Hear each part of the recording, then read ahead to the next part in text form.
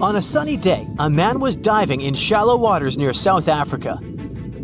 At one point, he saw something that didn't catch his eye at first. A pile of shells that looked as if it had been put together. Maybe by some other diver, he must have told himself. But out of all these shells came the most unusual of creatures, an octopus. The gorgeous underwater animal looked straight at the man before swimming away. Impressed by his new acquaintance, the diver started visiting the octopus every day. He watched it use shells and seaweed to protect itself and learned how it hunted and cared for its eggs. All these encounters became the basis for a now famous documentary. In the movie, the diver wanted to study the relationship between a wild octopus and its observer. Initially, the octopus was a bit too shy to let the man get close. But over time, it began to trust him and even explored his body. At one point, the octopus even rested on the diver's chest. The man soon began to look at the underwater creature as his octopus friend. Sure, the documentary did make it look like a true friendship, but that was most likely because of all the close-ups and eerie music.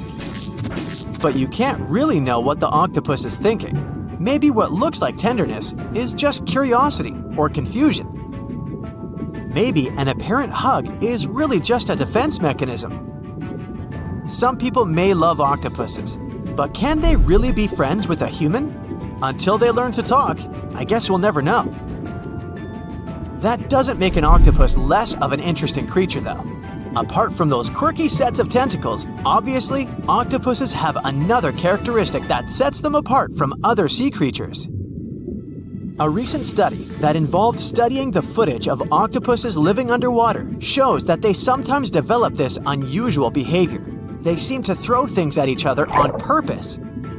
It can be anything from dirt from the bottom of the sea to shells or rocks. Octopuses are known to be solitary creatures, so when something or someone, like an underwater camera person, gets too close to them, they might lash out. Just as we have yet to discover the limits of our galaxies and constellations, we know very little about the bottom of the sea. It's one of the reasons why we find it so hard to explain the behavior of some underwater creatures. The truth is, we don't have good enough technology able to deal with harsh conditions and a limited amount of light underwater. You might have asked yourself at one point, what's the deepest part of the ocean? It's called the Mariana Trench. We don't really know exactly how deep this giant hole is, since it's too difficult to measure, but it's somewhere around 6.8 miles deep and 5 times longer than the Grand Canyon. This massive underwater trench was first studied back in 1875 with the help of a weighted rope. Back in 2012, a Canadian film director reached the bottom of the trench in a submersible vessel called the Deep Sea Challenger. Some of the most bizarre creatures on the planet were discovered here, including the Dumbo octopus, the sea cucumber, and the goblin shark. The Mariana Trench got its name from the nearby Mariana Islands, which were named Las Marianas in honor of Spanish Queen Mariana of Austria. The Mariana Trench might be the deepest part of the ocean that we know of. But one other mysterious phenomenon that's interesting for researchers is called phantom bottoms. In the late 1940s, when the sonar became standard equipment, ships and submarines noticed unexpected signals coming from the ocean. Those signals came from areas where no seafloor was supposed to exist. What's even more mysterious is that this fake seafloor appeared to move. One researcher at Scripps University found out that these phantom bottoms showing on maps were indeed alive. They were made out of a layer of jellyfish, shrimps, and other deep-sea creatures. The reason why they move is that they rise to the surface at night to feed. To top it all off, even the way these creatures move is kinda calculated. They don't just move randomly, but seem to gather together by species. We used to believe underwater animals behave this way only to avoid being caught by predators. It's a mystery to scientists why they group in the same way to form a fake seabed. Our curiosity about the deep waters doesn't stop at the seafloor. If you went on a vacation to the beach when you were young, you probably remember the fun of digging in the sand. As the hole got deeper, you may have asked yourself, could I dig all the way to the other side of the Earth? None of us have ever found out. Our parents took us home when it got dark and chilly. Scientists are more reasonable when it comes to this subject. For starters, they know the best place to start digging would be underwater, since those regions are already deeper than what we can find on land. They also do not have the ambition to drill a tunnel through Earth. It's not even possible. That's mostly because of the extreme heat and pressure inside our planet. Even if we could technically dig a tunnel, it would not be safe to travel through it. However, reaching the mantle and retrieving a sample would be a huge scientific achievement, similar to landing on the moon. What we live on is called Earth's crust. Underneath it, there are other layers called the mantle, outer core, and inner core. Researchers have been trying to drill into Earth's mantle since the 1960s, but they haven't succeeded. Some failed due to technical issues, and others were unlucky and chose the wrong places to drill. Our planet's mantle is made of molten rock. Wouldn't that be dangerous if we ever reached it? Scientists say we have nothing to worry about, though. If and when the drillers eventually pierce through the crust underwater, hot molten rock won't pop up the hole and spill onto the seafloor like it would during a volcanic eruption. Mantle rocks aren't solid, sure, but they move slowly, at the same speed as your fingernails grow. Another of those famous deep-sea mysteries is that of the 1997 Bloop. You heard that right. I'm talking about a weird sound that seemed to come from deep under the waves.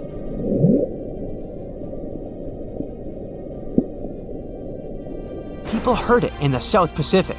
No one had ever recounted a sound like that before. Some thought it must have been emitted by a strange creature living deep in the ocean. It didn't help that the noise came from a location mentioned in a story by famous writer H.P. Lovecraft. In his story, it was a creature called Cthulhu that lived there. In the novel, the author described it as a large, human-like monster with tentacles on its face and wings on its back. For many years, people tried to figure out where the noise came from. It wasn't until 2005 that they concluded it was from icebergs breaking off of glaciers. Some people still don't believe that this explanation truly makes sense and are searching for a different reason for the bloop. If creatures living outside of our planet ever decided to come to visit, you wouldn't expect them to go straight to the bottom of the sea, right?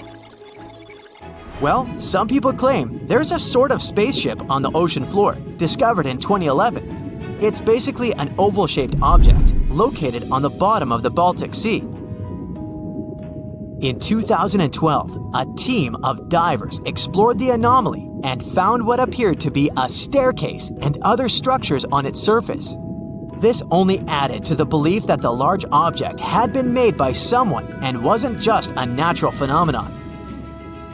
Even more bizarre, close to the unidentified anomaly, the explorers' electrical equipment, like sonar instruments and satellite phones, started to malfunction. Some scientists believe it just to be a glacial deposit or some other natural formation, but they still don't know for sure what it is. You know how they say it's better to just hand over your wallet if you run into a mugger? Instead of surrendering their wallets, sea cucumbers choose to spit out some of their insides to fend off predators like crabs and fish. It's a natural defense mechanism for them, and they quickly grow those organs back in just a few days, thanks to special cells inside their bodies. It's not the only weird thing sea cucumbers do. They can actually breathe through their rear end. They have this thing called a respiratory tree that connects to their backside and sits right next to their intestines. So when they suck in water from their behind, it goes into that respiratory tree, letting them absorb oxygen directly into their fluids. Plus, sea cucumbers are the janitors of the ocean. They munch on whatever gets stuck in the sand on the ocean floor. Once they've eaten, they vanish to clean out the sand, leaving it nice and tidy after they do their business. As for the clean sand, the stunning white sand beaches in Hawaii are actually a product of parrotfish number 2. These fish munch on algae from rocks and dead corals, and while they're chomping away, they also grind up the leftover bits of coral in their bellies. When they're done, they move their bowels, and voila! It all comes out as beautiful sand.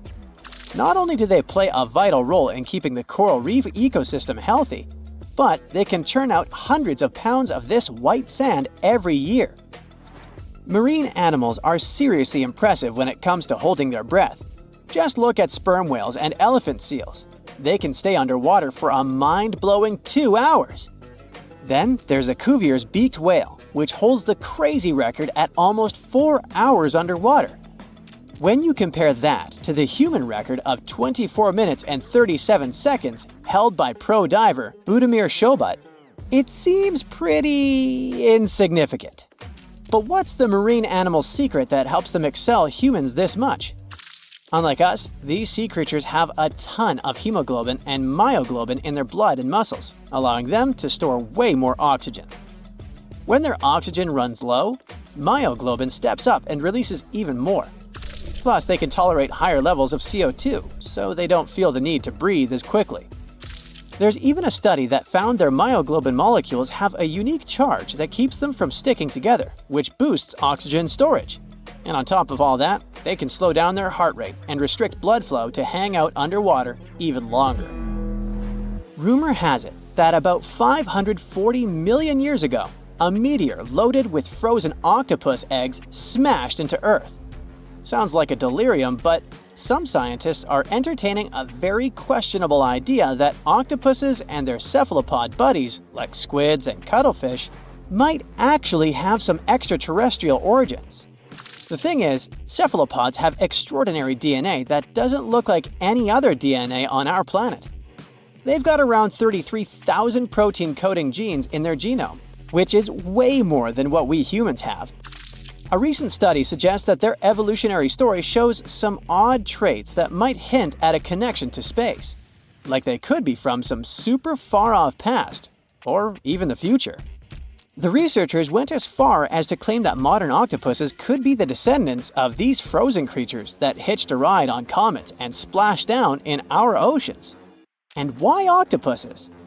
Well, they really stand out in the animal kingdom. They can use different tools to build their own houses, and they can even solve everyday problems independently of their brain, as 2/3 of an octopus's neurons are in its arms. These traits seem to have just appeared out of nowhere during evolution. They even tossed around another quirky theory. What if an extraterrestrial virus crashed into early squid populations and gave them a crazy boost in evolution, turning them into the octopuses we know today? Anyways, these are just fun speculations without any hard proof. Now, this funky object is an animal, not a rock. It's called sand dollar. Just look at the shape of its shell. Once sand dollars are exposed to the sun, their shells lose their soft, spiny covering and become bleached white. Back in the day, beachcombers thought these shells looked a lot like big silver coins, kind of like the old Spanish dollar that was about the same size. But if you prefer, you can call them sand cakes instead. These quirky creatures have tiny spines on their surface, and they glide along the ocean floor. They use small tube feet that line the grooves on their underside to grab bits of food like plankton and algae, which they then send to their mouths. Inside, they have 5 triangular teeth that help them munch on their meals. In some Georgia folklore, sand dollars are said to represent coins lost by mermaids. Sand dollars have a unique talent for cloning themselves. They can do this for a bunch of reasons, like when a predator comes around. Some species of sand dollar larvae can actually split in half as a defense mechanism. It takes about 24 hours for them to clone themselves, and the new larvae end up being about 2/3 smaller than the original, which helps them hide from danger. Wait, is that a giant sea hot dog racing through the ocean? Sorta. Some scientists have joked that sperm whales seriously resemble enormous hot dogs. These massive creatures can take quick naps, standing up for about 10 to 15 minutes. They only sleep about 7% of the time, mostly between 6 p.m. and midnight. Sperm whales also have a cool ability to retract and extend their eyes, thanks to a thick retractor muscle around them. but they can't actually roll their eyes in their sockets. Plus, they have the most asymmetrical skull of any mammal out there. Oh, and let's not forget, they have the largest brain of any living creature, weighing in at over 9 pounds. Unlike us humans, if dolphins went into full-on snooze, they'd stop breathing and could drown. So they figured out a genius solution. They let only one side of their brain sleep at a time. This means one half stays awake to keep them breathing and watching out for any potential threats. When they snooze, they only close one eye. If their right brain is resting, their left eye is shut, and vice versa. This unique sleep style is called unihemispheric sleep, and it lets them recharge without ever fully losing awareness. On top of that, dolphins might be using corals and sponges like their own little pharmacies. Scientists have seen them rubbing their bodies against specific types of coral and sponges, suggesting they might be treating skin issues. They've even spotted dolphins lining up to take turns at these spots, using corals like Gorgonian coral Rumphella aggregata, leather coral, and some sponges. What's really fascinating is that researchers have analyzed these corals and found they contain compounds that could help with dolphin skin conditions, which can sometimes lead to infections and lesions. Now, the big question is figuring out exactly how each type of coral helps dolphins, and if it really boosts their health overall. Sea urchins aren't exactly the Usain Bolts of the ocean. They move slowly by crawling with their tube feet and occasionally give themselves a little push with their spines. These little guys have just 5 teeth, which they use like a beak to scrape algae off rocks, which I'm pretty sure is the ocean's version of an all-you-can-eat buffet. But since all that scraping wears their teeth down, they're in a never-ending dental replacement program. Scallops are the underwater equivalent of the world's most confused security cameras, sporting up to 200 tiny eyes on their shells. These eyes are high-tech. They can even adjust their pupils to light. Instead of working like ours, scallop eyes have a unique setup. Light goes through a pupil, lens, 2 retinas, and then hits a mirror made of guanine crystals that reflects it back. Scientists were puzzled about how they see since their main retina often gets blurry light. But it turns out, scallops can change their pupil size by about 50%. Just don't expect them to do it in a hurry, as it takes a few minutes. Now here's something really neat about orcas. They're expert hunters, and they do it in groups called pods. A pod can consist of up to 40 orcas, forming a very effective hunting team. Interestingly, there are distinct types of pods, resident and transient. Resident pods are more into fish, while transient pods have a taste for marine mammals. But no matter what type of pod they belong to, all orcas have one thing in common. They are master collaborators. They work together using smart hunting techniques that are often compared to the teamwork of wolf packs. Almost 95% of jellyfish's body is made of water. For comparison, the human body is 60% water. It's probably not a surprise since jellyfish don't have a heart, blood, eyes, or brain. The other 5% of their body weight is proteins, muscles, and nerve cells. Jellyfish have been around for more than 500 million years. This makes them older than dinosaurs. These creatures haven't changed much, and today's jellyfish are pretty much like their ancestors. Electric eels have small eyes that are not so effective in environments with no light, so they mostly rely on their electric organs. Those consist of 6,000 cells. Eels use them to stow power, similar to batteries. These creatures use electricity like bats use their radars or dolphins their sonar. An eel can also produce enough electricity to power a panel of light bulbs. There's a small tropical archer fish that can learn to recognize human faces. This fish has an interesting ability to spit small jets of water from its mouth. Researchers showed the fish the image of 2 different faces placed side by side. One was unknown and the other was familiar. The fish was supposed to spit water at the familiar one. The creature took the right guess more than 80% of the time. There's such a thing as a sea unicorn. That's an animal called the narwhal. Its horn is actually a tooth that can grow up to 10 feet long. Manatees, also known as sea cows, are distant relatives of elephants. Their weight can go up to 1,000 pounds.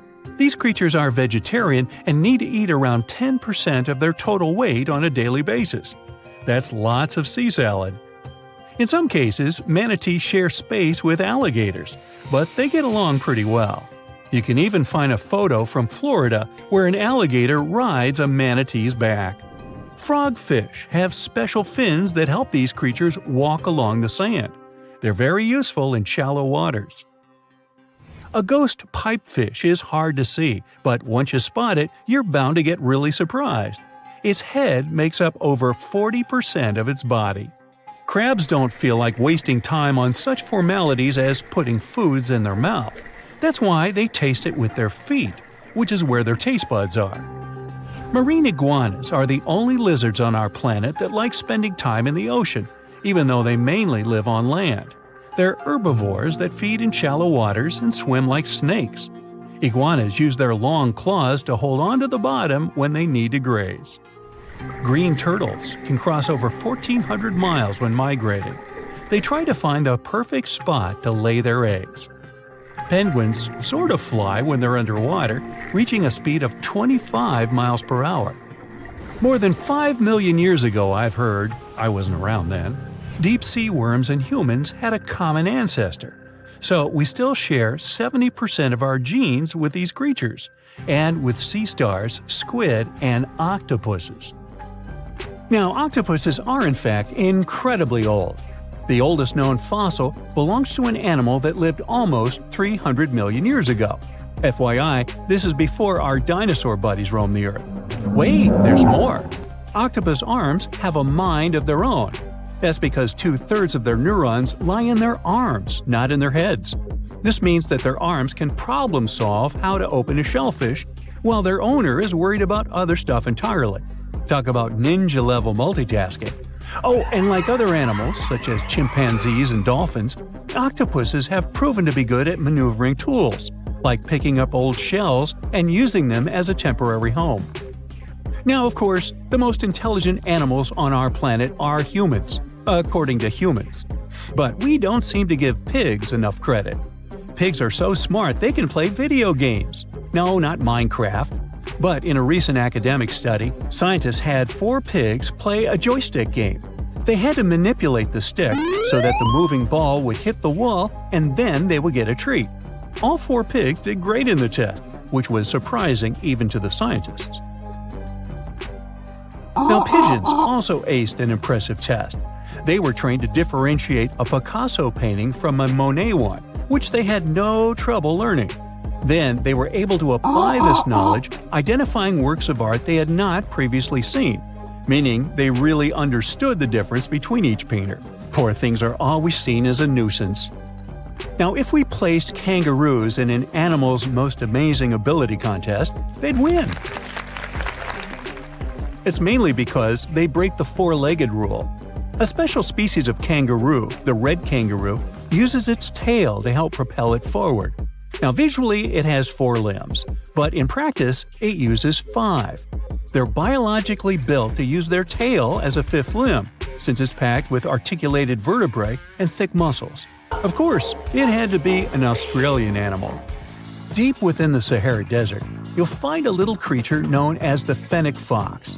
This huge-eared animal adapted perfectly to survive in its hostile environment. The huge ears help them to dissipate the unbearable heat of the desert, as well as help them to hunt for underground prey. Now meet this guy. Unlike what its name might suggest, the red panda is closer to a raccoon than it is to a giant panda. You'll find a lot of these cat-sized creatures in the Himalayan region, hopping from tree to tree and bundled together trying to keep warm in the harsh weather. They're gentle and friendly like their big panda cousins, and occasionally enjoy eating some bamboo sticks. And then there are bees. Compared to humans, bees' brains are the size of pinheads, yet they are capable of astounding things. Let's say a bee is running low on energy after a long search flight. This bee desperately needs a drop of honey in order to continue flying, but smartly enough, she doesn't need to go back to the hive to recharge. She can ask a fellow beehive mate for a drop of honey directly from this other bee's stomach and continue flying. This type of decentralized system allows them to build highly effective societies, one that bees don't need to push the queues in front of the honey cells, for example. Every year in the winter, great white sharks that live along the California coastline disappear. It feels as if they take a vacation for 30 to 40 days. The animals go to a point halfway between Hawaii and Mexico. They might do it to get some food, relax, or hang out with their buddies from other areas. The spot is now called the Whale Shark Cafe. Some types of sharks, like makos, whale sharks, or white sharks, breathe in a very specific way. It requires them to swim all the time. They also need to move quickly and with their mouth open. This way, the oxygen can enter and reach their gills. Sea sponges are some of the most primitive animals. They're immobile, don't have a mouth, eyes, bones, brain, heart, lungs, or any other organ whatsoever. And still, they're alive. There's such a thing as a sea unicorn. That's an animal called the narwhal. Its horn is actually a tooth that can grow up to 10 feet long. Manatees, also known as sea cows, are distant relatives of elephants. Their weight can go up to 1,000 pounds. These creatures are vegetarian and need to eat around 10% of their total weight on a daily basis. That's lots of sea salad. In some cases, manatees share space with alligators, but they get along pretty well. You can even find a photo from Florida where an alligator rides a manatee's back. Frogfish have special fins that help these creatures walk along the sand. They're very useful in shallow waters.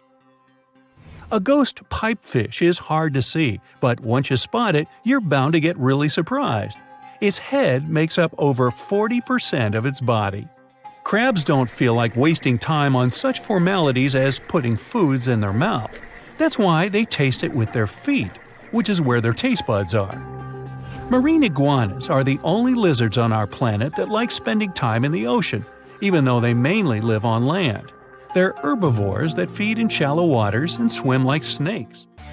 There's something known as the orange cat behavior, and apparently it's not just a meme. So far, scientists have been able to understand that coat color is connected to a feline's gender. And since orange is an X chromosome, orange cats are usually males, like Garfield. The so-called orange cat behavior describes ginger cats as agents of chaos. Again, pretty much like Garfield. However, there haven't been any conclusive studies on whether coat color and cat behavior are truly linked. In terms of vision, mantis shrimps probably have the most psychedelic vision out of all animals. These funny-looking creatures have a whopping 16 varieties of photoreceptors, with 5 of them reserved for the ultraviolet or UV spectrum. Ultraviolet rays are really short wavelengths, which are invisible to humans. The thing science still doesn't understand is how exactly these mantis shrimp view the world around them. Sure, they can perceive a bunch of colors, but they can't necessarily distinguish all of these colors among themselves.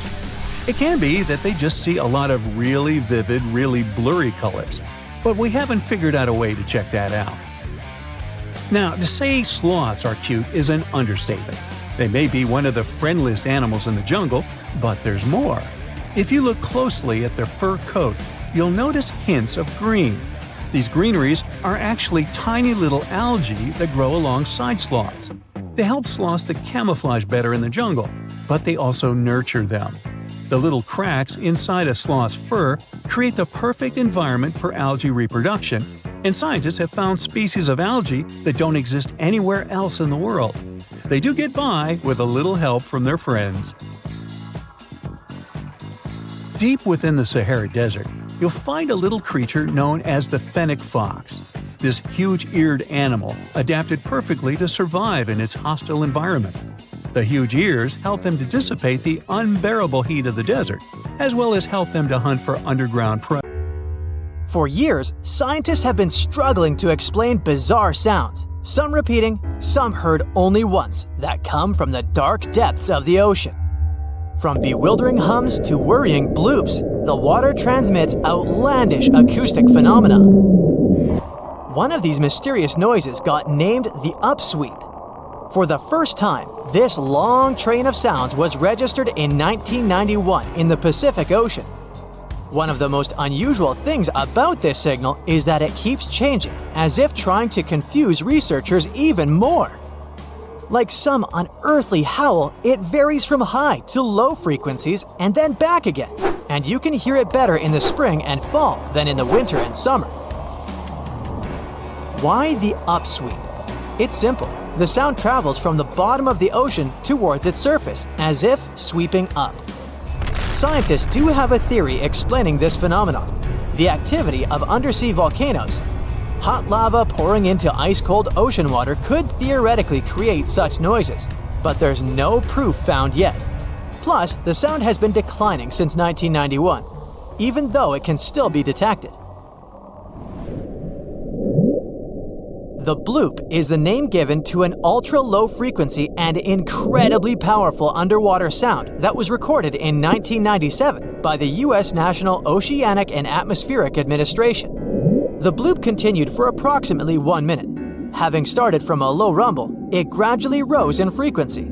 It also kinda mimicked the noise created by marine animals, but its volume was so great that no living creature known to science could have made it.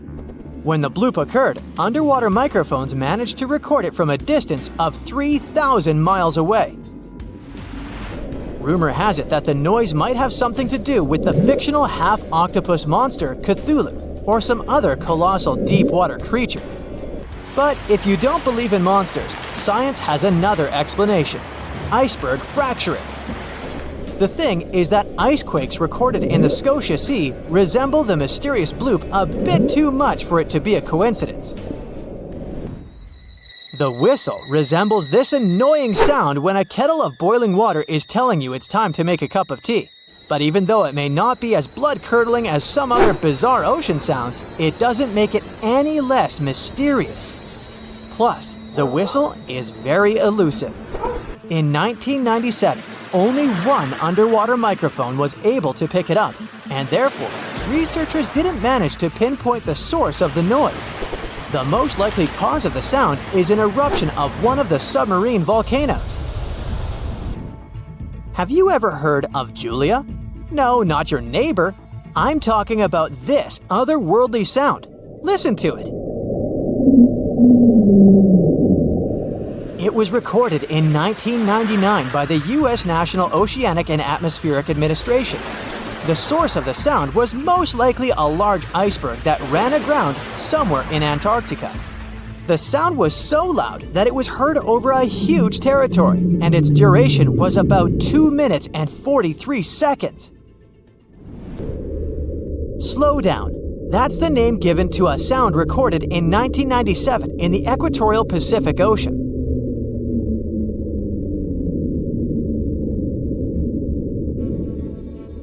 The sound was called this way because it slowly decreased in frequency over 7 minutes or so.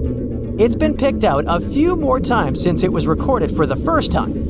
The source of the sound isn't very mysterious. Most likely, it was produced by a massive iceberg that became grounded in Antarctica, or it was caused by moving ice. By that, I mean the friction produced by a large ice sheet moving over land. The loneliest whale sound is often called the 52 Hz whale because the animal that creates it calls at a unique for these creatures frequency. When you listen to this sound, it sounds like a low bass note. At the same time, it's much higher than the normal frequency of the whale call, which rings between 10 and 40 Hz. Interestingly, scientists have been listening to the world's loneliest whale for decades, but haven't managed to figure out its precise location. Nobody knows whether the mammal is male or female, what species it is, or if the animal is still alive. After all, for the last time, its call was recorded in 2004.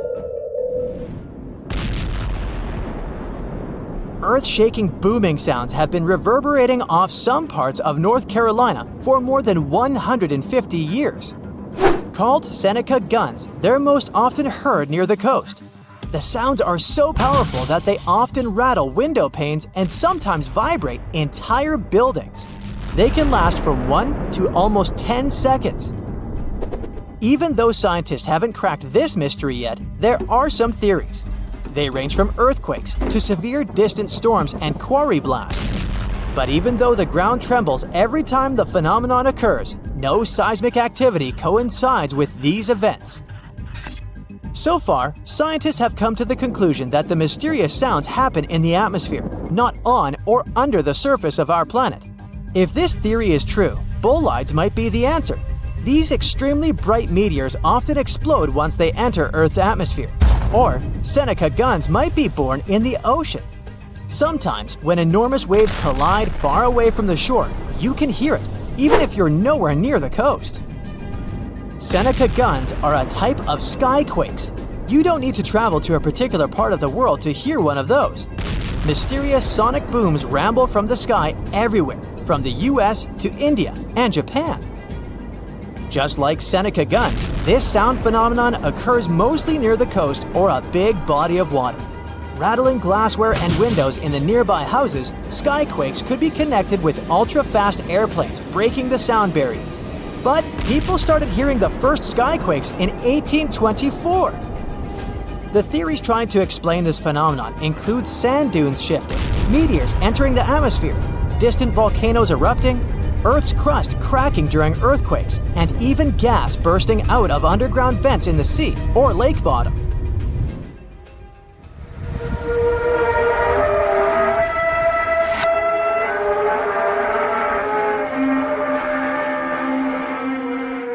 In different countries all over the world, people get paralyzed with fear after hearing otherworldly trumpet sounds that seem to be coming from the sky. The inhabitants of the US, Canada, Australia, Germany, and the Philippines have already heard this hair-raising noise since it was first recorded in 2008. These sounds are sometimes called the sound of apocalypse. And although until recently, nobody could understand the origin of the sounds, NASA claims that there is nothing to be afraid of. The noise can be coming from our own planet. Usually, it's quiet and thus inaudible to the human ear. But when it gets louder, the outcome is the very trumpet sounds that scare people all over the world. Bristol hum started in the 1970s when hundreds of Bristol inhabitants began to talk about a bizarre noise audible only at night. The noise was a low-level hum, and nobody could identify or trace the source of the sound. But the strangest thing about the noise was that one day, it stopped as abruptly as it started, but not before people in other towns across Britain reported hearing similar sounds. Some time ago, the mysterious sound returned. In 2015, a group of French scientists claimed that they had solved the mystery of the Bristol hum. They stated that the culprit was ocean waves that made the ocean floor vibrate. But while it was all good and well, it didn't explain why the sound was around for only several years or why it chose to return. If you ever come to the town of Taos in New Mexico, don't let another strange and unexplained phenomenon send you running for the hills. This phenomenon is a faint, low-frequency hum ringing in the desert air and grating on your nerves. Even stranger, only 2% of people who live in Taos hear this noise. But for those who do, it's unstoppable torture. On top of that, everyone describes the sound in a different way, from a quiet whir to an eerie hum or even persistent buzz.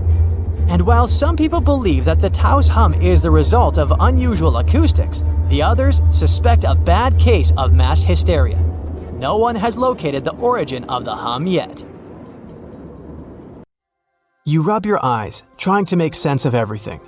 Perfect circular holes in the bottom of the ocean floor off the coast of Big Sur in California. You have no idea how this happened, even though you're a marine biologist who's been practicing it for years.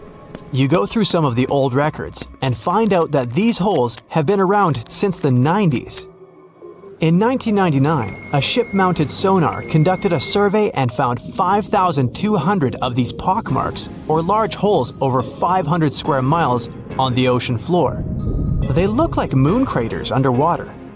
You contact your team and get the robot ready to go down and explore the scene and bring back a few samples. You and the team drive to the coast and hop on the boat. You're sitting inside controlling the robot with a joystick. Your teammate sets the robot in the water and drives it down. Everything seems normal near the surface, but as the robot goes lower, the pockmarks start appearing. A bunch of boats swift past you, making you lose your balance and focus. The robot turns on the flashlight so you can see better. But as it goes lower, the resolution is less crisp. It almost reaches the bottom, and the holes are smooth and nearly perfect circular shapes. Some of these holes that were visible in the sonar reading measure more than 30 feet across and 15 feet deep. You show the rest of your teammates the images, and they're shocked. The robot continues swimming, but there appear to be more holes all around. Many of them are too small for the scanner to capture from above. These microdepressions are steep and have sort of tails going in a certain direction. It's possible that the currents underwater played a role in their shape. Everywhere the robot swims, there are new holes all around. After a couple of hours, the robot goes back to the boat with some samples. You take them back to the lab and study them. The robot clearly captures images of human trash, but the samples don't indicate anything alarming for now. Despite the fact that 1/3 of the pockets are filled with trash, there's still no explanation of how they were formed. It's late at night and the rest of your team heads back home. You're passing out in the lab, still trying to find some answers. You wake up the next day, and while cooking breakfast, you get this idea that maybe these holes are gases venting out, which could be harmful to marine life. You quickly get the robot and sail out to the ocean once more. This time, you didn't even think about calling your teammates. You place the robot in the water and get behind the screen to control it. The robot descends to the bottom of the ocean and does a survey. So far, the holes still seem to be covered with trash. But some of the holes have marine life dwelling inside, like fish and seaweed. After much scanning, it doesn't look like they're producing any bubbles, which means there aren't any gases venting out, but you're determined to find them. After a while, you reach one of those large pockmarks, and the robot starts scanning around. You find some bubbles coming from a source, but the robot can't reach it.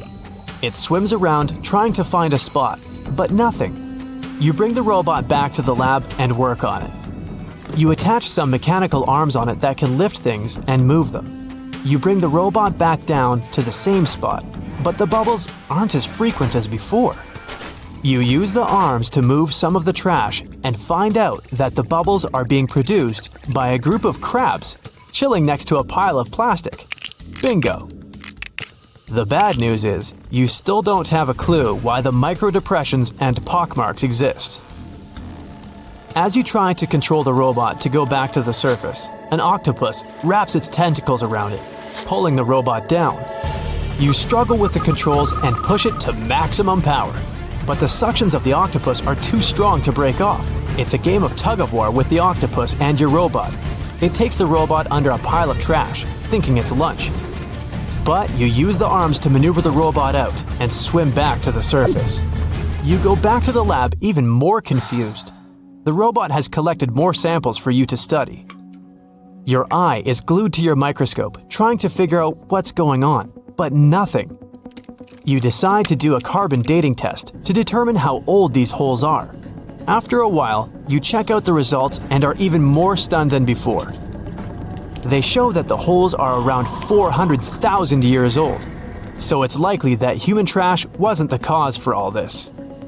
You pull many all-nighters trying to figure out the truth. You gather your team once more and hold a small press conference about this. You claim that this may be something we should be extremely worried about, but you still can't tell them more than what you know. With all the brain work put together, you find out that the large pockmarks haven't changed or been active for more than 50,000 years. The newer holes were most likely created by human trash settling in the bottom of the ocean floor. The marine life gathered some of this trash like plastics and discarded fishing gear and created homes for themselves. This is why around 4,500 of the holes are newer and have trash in them. But it still doesn't answer why the holes appeared in the first place. You're back to square one. The only way to see what's really going on is to clear up the trash from underwater and study them. The story makes headlines in the local community and catches the attention of a cleanup crew. You organize a trip to the ocean and begin the extraction of all the trash. Many cleanup boats arrive and everyone drops down a net to collect the trash. You send down the robot once more to make sure the nets are hitting the right spot. As most of the trash is being collected, many marine life animals scramble and try to find a way to escape. Everyone makes sure not to hurt them. After a couple of weeks, all the holes are cleared up from the trash. You do another sonar scan from the surface and can see the holes clearer than before. But you still don't have an answer for this. You do some more research trying to see if any other holes appeared around the world. On the other side of the country is a mysterious blue hole off of Florida's Gulf Coast. You catch the nearest flight to Florida and make an appointment with the scientist in charge of the expedition. Blue holes are underwater sinkholes that open below the seabed. Just like on the surface, the underwater world also has sinkholes. This one is called the Green Banana and is 150 feet below. And the hole is 435 feet deep. You dive with some special gear with the rest of the team to a barren ocean floor, and the hole is right there in front of you, looking like an oasis in the desert. You and the rest of the scientists are surprised by the diverse marine life dwelling within. Some sea turtles swim past you, and even sharks. These ones don't harm humans. Halfway through, you reach a narrow path, which makes it difficult for humans to pass through. But everyone is careful. There are corals, sponges, mollusks around the corner. You collect some samples and go back to the lab. Blue holes in general are richer in nutrients than barren lands and host plenty of unique marine life. They're quite common and don't pose any sort of threat to anyone. After making the connections, you don't think the holes off the coast of California have anything to do with blue holes. The mystery goes on. My, it's wet out here. In 2016, scientists decided to study the widest part of the Atlantic Ocean between Africa and South America. It's kind of lonely there. They went days without seeing a single plane or ship. It was mostly just dolphins and whales swimming by. They were in the middle of nowhere. So why? They were floating right above one of the most important geological spots on Earth, the Mid-Atlantic Ridge. It's where two monster tectonic plates meet. Tectonic plates are massive jigsaw pieces that are constantly moving, even though we usually can't feel them. They form the Earth's crust and, in this case, meet beneath the Atlantic Ocean. The researchers floated over the ridge and dropped down some instruments that detect waves, earthquakes, and other vibrations. A year later, they came back to collect the results. At first, the goal was to learn more about the history of the two plates. But the instruments picked up a whole lot more than that. They found out some stuff about the future, too. Way down at the bottom, there's a layer of extremely hot liquid rock that's constantly rising up, pushing on the tectonic plates and causing them to move apart from each other. That means that the Atlantic Ocean is expanding about 2 inches every year, pushing Europe and Africa away from the Americas. At the same time, its bigger neighbor, the Pacific Ocean, is shrinking. It's the biggest ocean, right now, with a huge area that's around 30% of the Earth's surface. Its average depth is 13,000 feet and is home to the famous Mariana Trench, the deepest spot in any ocean. And yeah, it's now shrinking by around 1/5 of a square mile per year. Some scientists even believe that eventually, millions and millions of years from now, the Pacific Ocean could completely disappear. This ocean is where we think most earthquakes happen, plus it's where a lot of the world's volcanoes are. All that causes lots of shaking. Plates move around and old parts of the Earth's crust get destroyed. The ocean floor can't grow fast enough to replace it. This means some big changes are coming in the future. A couple of inches isn't exactly a big deal, but after a few 100 million years, there'll probably be a new supercontinent on Earth. Australia is slowly heading north, and it could eventually collide with Korea, Japan, and eastern China. Africa is moving too. In 50 million years, it'll be pushing right up against the southern parts of Europe. Since it's all happening so slowly, I've had a chance to think up some future scenarios. Okay, not me. A bunch of super brainy scientists with even brainier computers. The first scenario, a monster landmass called Novo. The Americas would slam into Antarctica, then they'd team up and head over to Africa. Meanwhile, Africa would have already smashed into Europe and Asia. Not bad, at least you'd save some money on plane tickets. But for most people, it would take an epic road trip to get to a beach somewhere. The second scenario is Ultima. I feel like these all sound like car names. Anyway, in this scenario, the Atlantic stops getting wider. Actually, it's the opposite. It starts closing in on itself. This new super cool continent would be surrounded by the Pacific Ocean. Scenario 3. Orca. Both the Atlantic and Pacific Oceans eventually shrink down until they either disappear or end up like tiny little lakes. All the life in these two oceans is gone. Instead, some new ocean starts forming to replace them. And the new supercontinent? It has Australia in the corner, with the Americans and East Asia each on the opposite side of a small puddle that used to be the Pacific. The rest of the planet is one big unexplored super ocean inhabited by… who knows? I won't be around then. Number 4. Amasia. There's that car thing again. This one predicts Africa, Australia, and all the continents except Antarctica start moving north. Sorry, Antarctica, even planet Earth keeps forgetting about you. Better luck next time. Well, way off in the future, it might be possible to take a big old road trip across every continent, or drive across the African-South American border, or even get to Australia without having to take the longest flight of your life. But we've got a while to wait. What should I do for the next 250 million years? Binge watch some Brightside? Tectonic plates move at different speeds, some slower, some slightly faster. Your hair and fingernails actually grow at roughly the same speed as these beasts move. Imagine if everyone lived on one of those supercontinents. Animals would finally be able to cross continents and meet species they've never seen before. Leopards, rhinos, lions, elephants. Imagine if they got curious enough to set out on a journey out of their habitat. A lion might meet a polar bear. Kangaroos could finally leave the land down under, and birds that migrate to warmer places would have to totally reorganize their travel schedules. Who knows what the climate would be like? Playing around with the continental jigsaw puzzle isn't exactly a new thing. Our world didn't always look like this. 300 million years ago, our planet didn't have 7 continents. It had only one, a supercontinent called Pangaea. Pangaea was surrounded by only one ocean. Over time, it slowly started falling apart.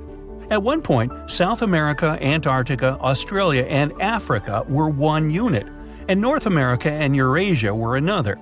Over time, these continents also splintered off, each heading in its own direction. Scientists have discovered many similar plants and animal fossils on continents that are separated by huge oceans. Even when you just glance at a map, you can see how Africa and South America look like two massive puzzle pieces that fit together perfectly. When you look at all the oceans and seas on a map, it may look like they just flow right into each other, like there's only one big ocean and people gave different names to different parts. You wouldn't think that if you've ever been to the place where they meet. The Atlantic and Pacific have a strict border that looks like an invisible wall separating two completely different worlds. You can clearly see different colors and waters, and they don't mix. Of course, there's no wall or any actual physical border, but not all water's the same. The Pacific and Atlantic have different densities, amounts of salt, temperatures, and a whole bunch of differences. The borders that separate two bodies of water are called ocean clines. The line you see dividing the Atlantic and Pacific Ocean is mostly caused by different salt levels. This is what layers of water with different salt levels look like. It's like they're separated with cling film, each one with a different color because it has different things growing in it. To see a clear, noticeable border, one sea or ocean has to be a whole lot saltier than the other. Want to get active and use up all the salt in your house? Pour some colored salty water or seawater into a glass bowl. Then add fresh water on top. Voila! The Pacific Ocean is the less salty one. That's because there are loads more rivers flowing into it. Heavier liquids are heavy, so they should sink to the bottom. But then, why is the border between the Atlantic and Pacific a vertical line and not a horizontal one? First, the difference in density of these two salty beasts may be enough to stop them from mixing, but it's not really enough to send one of them to the bottom with the other floating above it. There's another reason, and it's all about the Earth spinning around. Say you're flying from Chile to New England. If you fly straight north, by the time you get there, the Earth will have turned a bit, and you'd be nowhere near your destination. To get to the right place, the pilot needs to fly in a bit of a curve. That's sort of the same reason that currents move around in different directions. The currents in the Atlantic and Pacific Oceans move away from each other, so they don't really mix at their border, even though they're both just water. Confused? Yeah, me too. Okay, let's try something together. Open any world map you have available. It can be the one you find in your bookcase or even an online version. Take a look at the vast area covered by water. That's 71% of the Earth's surface. And all of that is salt water from the world's oceans.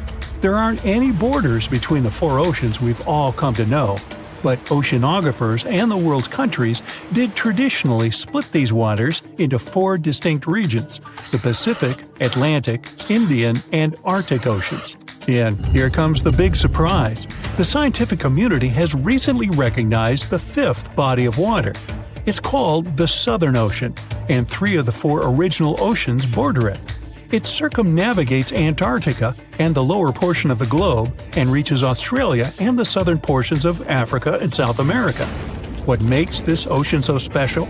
How did the scientific community eventually recognize it? And more importantly, what mysterious creatures does it hide? Let's find out. The Antarctic Ocean, or the Southern Ocean, was first mentioned back in 1937 in the second edition of the International Hydrographic Organization's Limits of Oceans and Seas. That's a mouthful. Back then, this organization considered that it was wrong to consider the Antarctic Ocean as its own distinct body of water. Why? Well, because at that time, an ocean was defined as water surrounded by land and not water surrounding land.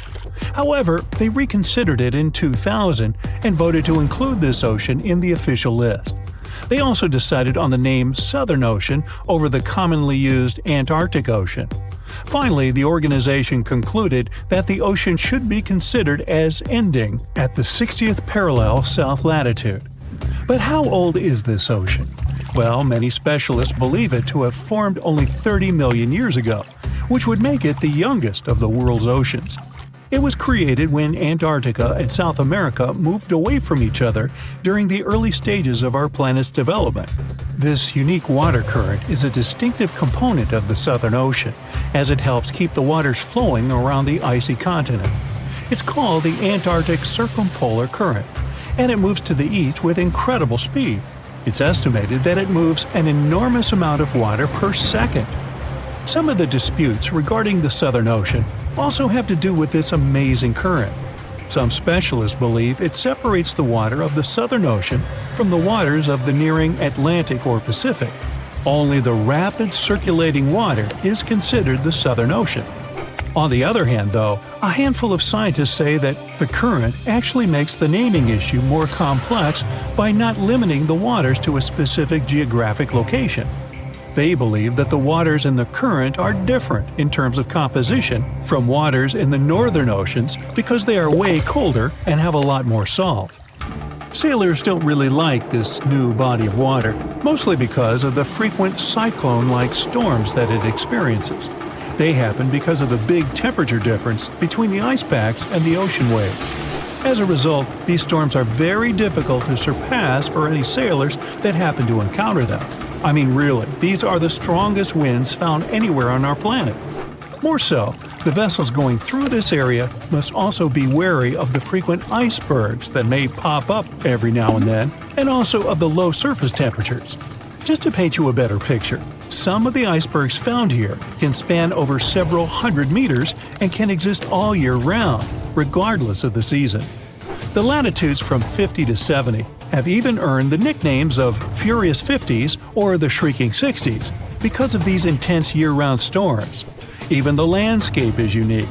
They say the Southern Ocean has bluer glaciers, colder air, and more intimidating mountains than anywhere else in the world. Now, let's get to the mysterious creatures that call this place home, as thousands of species of wildlife live only here and nowhere else in the world. Let's start with the quirky sea pig, or one of the sea cucumbers as it's sometimes called. There are a lot of them in the waters off Antarctica. Why is it called that way, though? Because of its pink hue and round, bloated looks. On a closer look, it even appears to have a little tail and set of ears, just like a pig. They do help a lot with the quality of the waters here, filtering sand and sediment. Then there are the Hoff crabs that live on the floor of the Antarctic Sea. The Southern Ocean is a cold water environment, but crabs are more adapted to warmer waters. So, Hoff crabs gather around the warmth made by volcanic vents. They get the needed warmth and food here. You can find them in large piles, one on top of another, literally filling the space at the vent openings. Now, wonder how they got their unofficial name? Well, it's because of their apparent similarity to the actor David Hasselhoff, whose impressive chest reminded explorers of the crab. Okay. Ever seen a fish that's completely transparent? You'd have to get to these waters down in the south, but they do exist, and they are simply called the ice fish. You can basically see inside them, being completely clear and all. That's because of their see-through skin and because they don't have any red blood cells. Their special power is that they can use antifreeze to prevent their bodies from going solid in the cold waters of the Southern Ocean. Instead of the standard thicker blood, the red one with hemoglobin, ice fish have thinner blood that moves around more easily throughout their bodies, hence giving them the much-needed nutrients and oxygen. Now, is there a monster hidden in these waters? Some people believe this to be the case, and thanks to recent research, we even have video footage of it. Some Australian researchers stumbled upon a bunch of weird-looking creatures that were swimming near the seafloor of the Southern Ocean. This pink blob-like fish seemed to be propelled by a little pair of fins. To quote them on it, it seemed to resemble a chicken just before you put it in the oven. I'm not sure I even want to know what that looks like. It took them some time and research to identify the monster. It's a shy species of sea cucumber, known more by its creative nickname, the headless chicken monster. We've known this creature has existed since the late 1800s, but we've barely ever seen it. And we've only ever captured it on tape once before when it was spotted in the Gulf of Mexico, which is quite far from the waters off the coast of East Antarctica. There's so much we don't know about this creature, like how many of them exist in our waters and how they live, eat, and reproduce. Ever heard of the emperor penguin? It's not a penguin species that just happens to have a crown on its head, if that's what you're thinking. But they are one of those penguins that inhabit this specific location and are also the largest species of their kind altogether. What makes them special is that they make their colonies on the sea ice, and most of them never step foot on land. More so, penguin dads lose almost half their weight while incubating the eggs. They're also fascinating swimmers, able to dive deeper and longer than any other bird, up to 700 feet. Not to mention they can stay submerged for up to 18 minutes at a time as they gather food. We have yet to uncover all the secrets of the mysterious Southern Ocean, but it's clear that it's home to some unique and fragile marine ecosystems. Recognizing it as a new ocean could be one way to focus the public attention on it and help its conservation.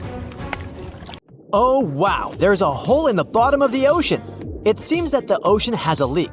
But it's not like a leak you would expect, where water is flowing out. It's more like a spring since water is flowing in, not out. This unique leak is something we know as Pythia's oasis. A grad student was the one who accidentally discovered it. He noticed bubbles that were rising to the surface. Normally, bubbles in the ocean tell us there might be some hydrothermal vents, which are hotspots for some pretty cool things. These vents are actually like hot springs on the seafloor, but instead of bubbling with warm water, they release a fluid that has been superheated in the crust of our planet. When seawater seeps into these cracks and travels deep into the crust, it comes into contact with the extremely hot mantle. This heats seawater to very high temperatures, and as it moves back up towards the surface, it carries dissolved gases and minerals. When the hot fluid shoots out of the vents, it mixes with the surrounding seawater and quickly cools down. Just a short distance away from the vent, the temperature can drop to a comfortable 68 degrees Fahrenheit or so, which is, as it seems, exactly what some creatures like. And there are some real weirdos living down there in the darkness, like ghostly fish, giant red-tipped tube worms, and a unique type of shrimp with eyes on their back. And some of them, like tube worms and bacteria, rely on the chemicals and minerals released by the vents to survive in harsh conditions. But in this case, the bubbling water didn't come from a hydrothermal vent. It was there because of a spring, and that's a bit more concerning. You see, the water in this reservoir needs to stay where it is. If too much of it seeps out, there could be some serious consequences, especially for the surrounding area. You can see this unusual leak along the Cascadia subduction zone, which is a massive fault line off the Pacific Northwest coast. It's a place where two pretty big plates that make up Earth's crust come together and slide along each other. The water from Pythia's oasis kinda acts as a lubricant between these plates. You can think of the fault zone as an air hockey table. When the fluid pressure is high, it's like you've turned the air on. That means the friction between the plates is reduced, which allows the plates to move. But if the fluid pressure is lower, the two plates can lock together, which then leads to the buildup of stress. Not that they'll feel bad. In the context of tectonic plates, stress is some pressure or force that can cause deformation. And if this stress starts to build up, at some point, it's gotta go somewhere. When it's too much, it can trigger earthquakes and most likely, not small ones. For example, a release of stress in the Cascadia subduction zone could lead to a magnitude 9 earthquake. For comparison, the biggest earthquake we've ever recorded happened in Chile in 1960, and it had a magnitude of 9.5. The damage was enormous. So we hope the water will stay in its reservoir and keep maintaining the delicate balance between the tectonic plates. We've explored only 5% of the ocean. Who knows how many cool things are there at the bottom, waiting to be found? For example, check out these mysterious holes scientists have stumbled upon in the depths of the Atlantic Ocean, near the Azores. They're neatly aligned and are about 4 inches apart, or in some cases, even several feet. They resemble punctures left by a sewing machine. Some think these holes could have a biological origin. For instance, some fish may have made them while walking along the seafloor. Others believe we could be looking at something that's human-made, maybe left by a spiked tire. Of course, such holes are perfect for making up stories about creatures from other planets who allegedly made them. Or maybe even legendary monsters, like that one from Loch Ness. It's definitely hard to explain such symmetry of the holes, but one deep-sea biologist offered a pretty good explanation. He said there could be an animal burrowing beneath the sediment, and from time to time, it could make little chimneys just to get access to clean water circulation in its small burrow. I mean, there are sediment piles around the opening of each hole, and they do support the idea that something pushed the soil from below. But there's still no proof these holes are actually connected beneath the surface. And there are also a lot of things hidden at the bottom of the oceans and seas that ancient civilizations left us. For instance, archaeologists made a really cool discovery off the southern coast of Croatia, a road hidden under layers of sea mud that's 7,000 years old. They found the ancient road at the sunken Neolithic site of Solin. The site of Solin was a human-made island in ancient times, and an archaeologist discovered it 2 years ago. He was studying satellite images of the area around Korčula, one of the beautiful Croatian islands. When he realized there could be something interesting at the bottom of the sea, he dove into the water with his colleague. And under the surface of the Adriatic Sea, which is part of the Mediterranean Sea, at a depth of 13 to 16 feet, they found stone walls that were most likely part of some ancient settlement. The landmass where people built the settlement was separated from the main island by a narrow stretch of land. Luckily, this area is protected from big waves by the surrounding islands, so the site remained relatively well preserved. It's now hidden beneath the surface of the sea and covered in mud. But it's so exciting to imagine how people walked on that road nearly 7,000 years ago. visiting nearby settlements. If you want to see the weirdest creatures, you can always head to the bottom of the sea. Actually, scientists have determined there could be more than 30 potentially new species at the bottom of the Pacific Ocean. They've collected them using their remote-controlled vehicle. That's a big step because until recently, they could only study such creatures through photographs. I'm talking about segmented worms, different types of coral, some invertebrates similar to centipedes, and many others. But there are also many old freaky creatures that we already know about that look like they came from sci-fi movies. Red octopus, blobfish. Okay, this one kinda looks normal until you raise it to the surface. The goblin shark, Sloane's viperfish, zombie worms. Ugh. Yeah, I hear ya. Let's move on. The seafloor hides things from space too. There are traces of rare forms of plutonium and iron at the bottom of the Pacific Ocean. And what's awesome is that all this has come from space. These radioactive materials probably formed during some kind of cataclysmic event in space and eventually made their way out to our beautiful home planet. And this extraterrestrial debris most likely appeared on Earth within the past 10 million years. After it fell to the Pacific Ocean and settled at a depth of almost a mile, it became part of all those layers of rock down there. Plutonium is especially exciting for scientists. I mean, only tiny amounts of it have been found, hundreds of atoms maybe. But it's still remarkable because these atoms are created by exploding stars. Things like this can help us better understand how the universe produces elements heavier than iron, like plutonium, gold, uranium, and platinum. We're still not sure about the origins of these elements. For a long time, scientists believed that supernovae, which is when a star comes to its end in a fabulous explosion, were responsible for creating these heavy elements. But it seems it's not just that. Some other cosmic events, such as the collision of neutron stars, which are super dense collapsed stars, or some rare types of supernovae, could also be involved. Whoa, let me get my popcorn. In 1945, 5 TBF Avenger aircraft took flight for a routine training exercise around the Bermuda Triangle. In the middle of the exercise, the planes were struck by intense rain and heavy winds despite the clear weather forecast. The pilots became extremely disoriented and radioed the base to report that their navigational equipment had stopped working. The last thing the base heard was, "When the first plane drops below 10 gallons, we'll all go down together," and then static.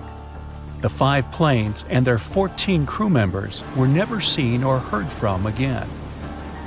On his very first voyage to the New World in 1492, Christopher Columbus sailed through the Bermuda Triangle. Columbus reported that one night when he was on the deck of the ship, he noticed a giant light appear in the distance, unlike anything he had ever seen before. Columbus looked at his compass for direction, and it gave off erratic readings. You might have noticed that the Bermuda Triangle doesn't appear on any world map. This is because official institutions refuse to acknowledge that the area actually exists. A popular theory suggests that rogue waves are responsible for the many disappearances.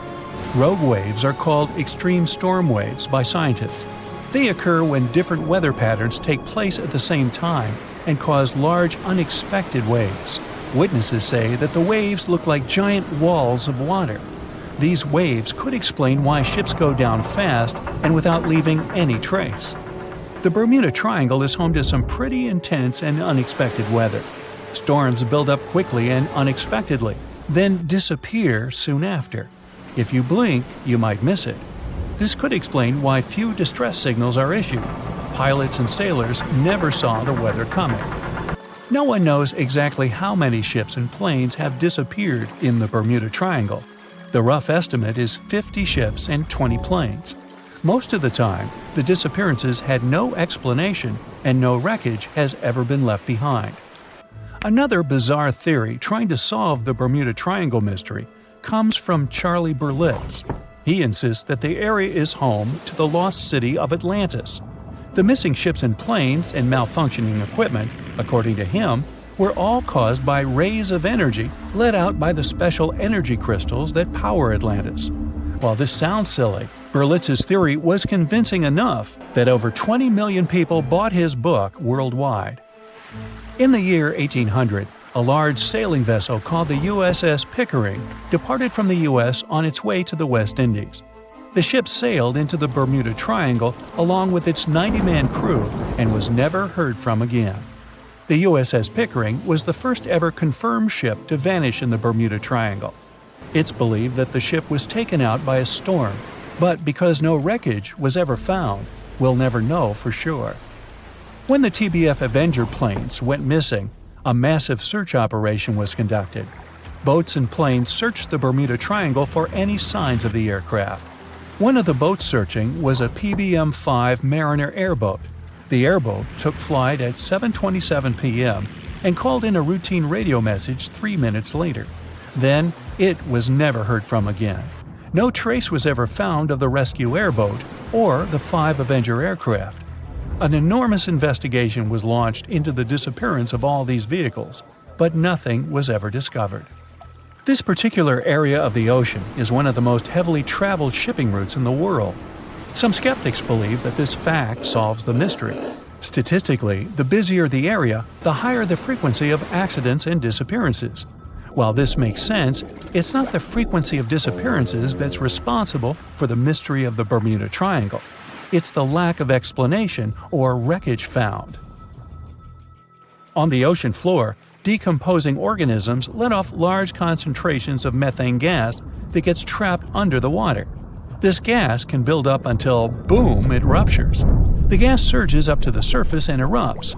If a ship was in the area of one of these ruptures, the water would become much less dense and cause the ship to sink rapidly and without warning. Scientists believe this could be the cause of the many disappearances in the Bermuda Triangle. While this theory makes a lot of sense, it doesn't seem too likely.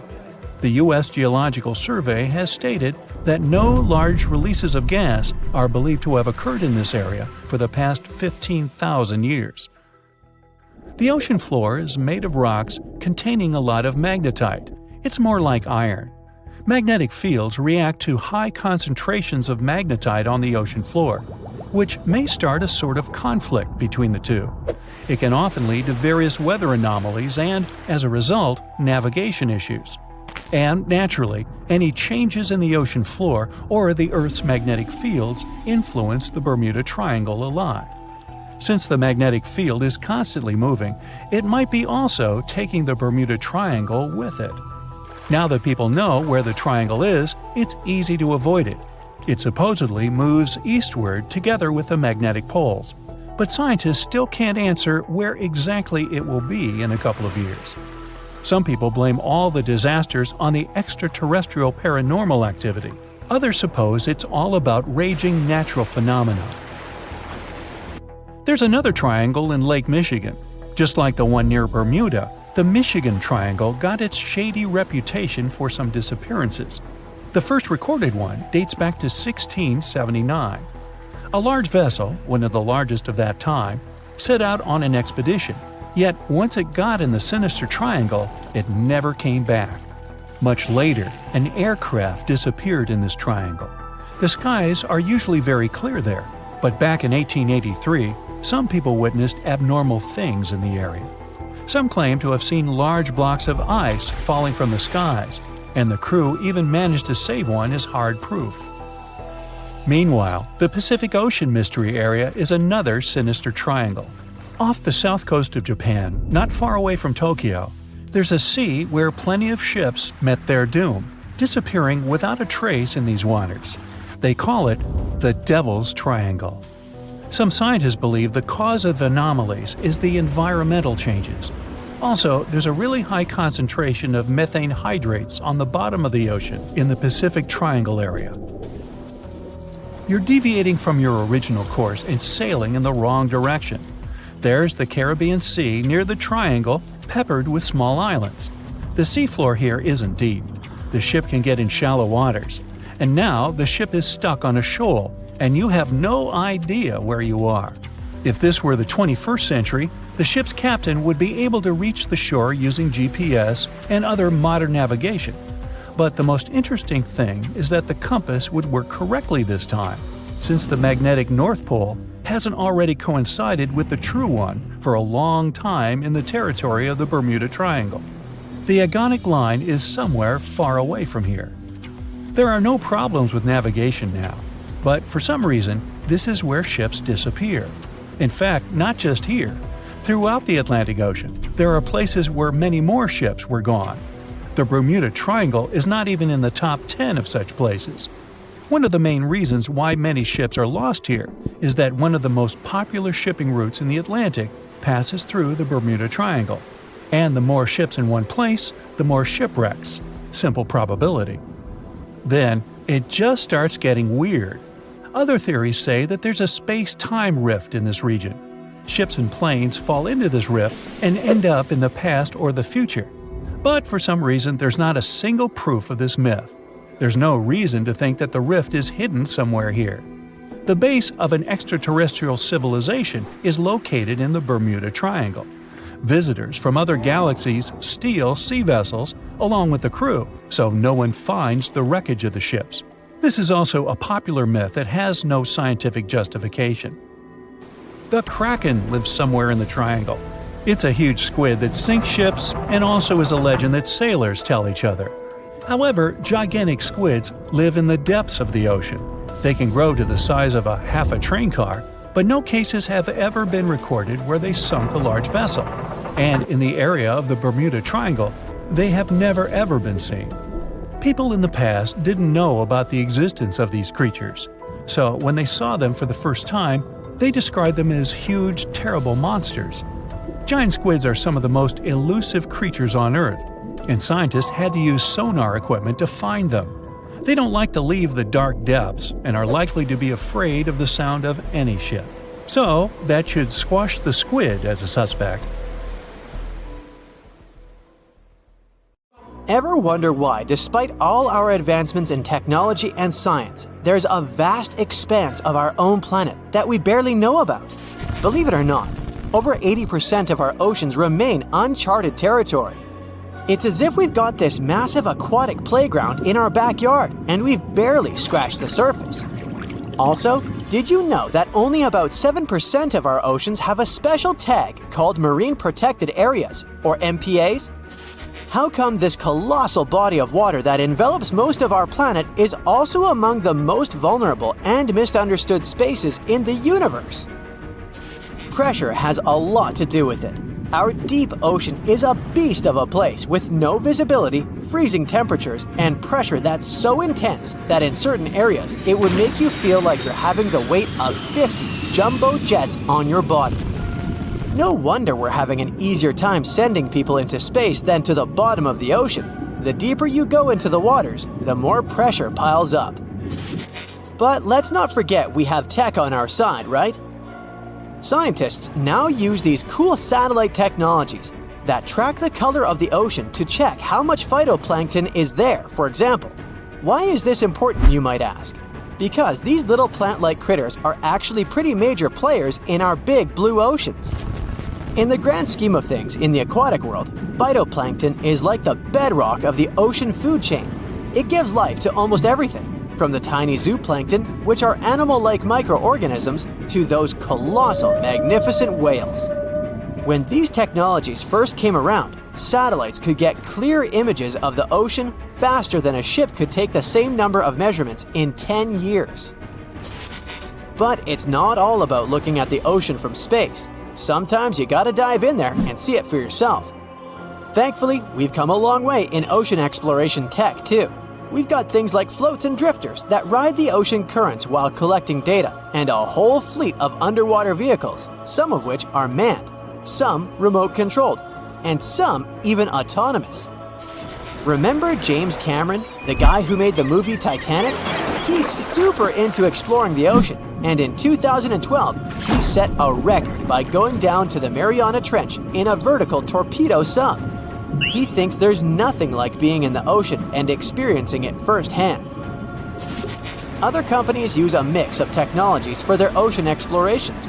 It led them to discover amazing stuff like a deep-sea coral reef near Morocco, the only one still growing in the Mediterranean Sea.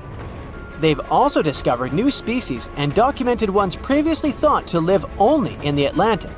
These efforts have convinced local authorities to declare some places as marine parks. As with most scientific areas, the road isn't without its bumps. These expeditions can cost quite a lot, and the lack of detailed maps and data only adds to the challenge. We can't always rely on bathymetric information, meaning the study of the ocean floor, because it's often not available. And that's the tricky part. We need to explore more to know more, but getting the funds for these kinds of projects can be tough when there are so many unknown variables. One particular company's explorations have helped protect nearly 4 million square miles of ocean so far. The data they collect during their expeditions is invaluable. It's used to identify new species, locate vulnerable habitats, and even show where threatened species are being overlooked. Their work helps dismiss excuses from local authorities who claim they lack the necessary information to establish more MPAs. The same company supports a goal known as 30 by 30, aiming to protect 30% of our oceans by 2030. It's a big target, and there's a long road ahead, but ongoing ocean exploration can provide the proof needed to keep more of our oceans safe. We also need to set aside areas for protection and research, even when we don't have all the facts just yet. On that note, some cool scientists have recently stumbled upon a gigantic and mysterious world beneath the Pacific Northwest coast's ocean floor. The best part is, this massive realm of life is pretty much cut off from the rest of the world above, making it like a secret underground club that only the best microbiologists have access to. Picture an active city. Except the city is microscopic cracks in the basalt rocks of our oceanic crust, and its residents are microbes. These tiny creatures aren't like you and me. They don't rely on sunlight or the organic products of land and water ecosystems for sustenance. Instead, they thrive on chemical reactions with rocks and seawater. Scientists call this type of life chemosynthetic, which sounds complicated, but it basically means life sustained by chemical reactions. While this sort of life has been found deep in mines and around seafloor hydrothermal vents, the scale at which these creatures are found under the oceanic crust is unprecedented. It might even be the most extensive ecosystem on Earth. A geomicrobiologist from Denmark was part of the team that made this discovery. He claimed that over 50% of our planet's surface is oceanic crust, which is an average of 4 miles thick. Imagine the size of this chemosynthetic party happening down there. This discovery didn't happen overnight. Since the 90s, scientists have found weird tiny holes in the basalt rocks that make up much of Earth's outer crust. They seem like they might have been made by bacteria, but hey, there was supposed to be no life there. I mean, imagine trying to survive in a place that's hot, deep, dark, dense, and mostly devoid of the organic compounds we need for life. Yet, here they are.